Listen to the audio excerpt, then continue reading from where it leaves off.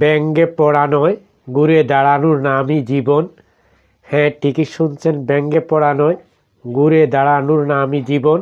Inspire with Rehan থেকে আরও একবার স্বাগত।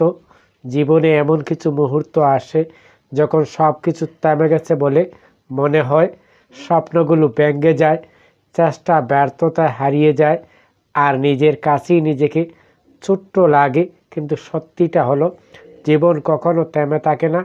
থেমে থাকি আমরা আমাদের ভয় আর হতাশার কারণে। ব্যঙ্গে পড়া সহজ, কিন্তু ঘুরে দাঁড়ানোই আসল সাহস।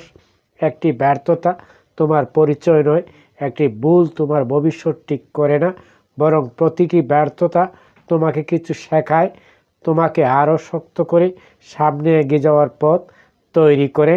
হ্যাঁ, ঠিকই শুনছেন, ব্যর্থতা তোমাকে কিছু শেখায়, তোমাকে আরও শক্ত করে সামনে এগিয়ে যাওয়ার পথ তৈরি করেই। তুমি যদি আজ হেরে যাও, সেটা শুধু একটি মুহূর্তের হারা, কিন্তু যদি তুমি চেষ্টা ছেড়ে দাও, সেটাই হবে সত্যিকারের পরাজয়।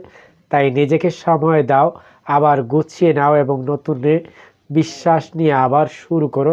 হ্যাঁ, ঠিকই শুনছেন, নিজেকে সময় দাও, আবার গুছিয়ে নিজেকে নতুন বিশ্বাস নিয়ে আবার শুরু করো।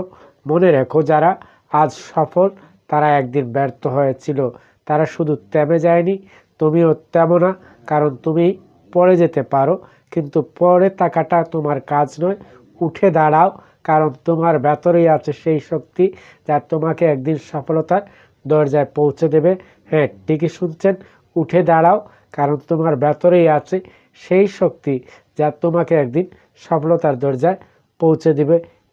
এই ছিল ছোট্ট বিষয় নিয়ে গুরুত্বপূর্ণ কথা।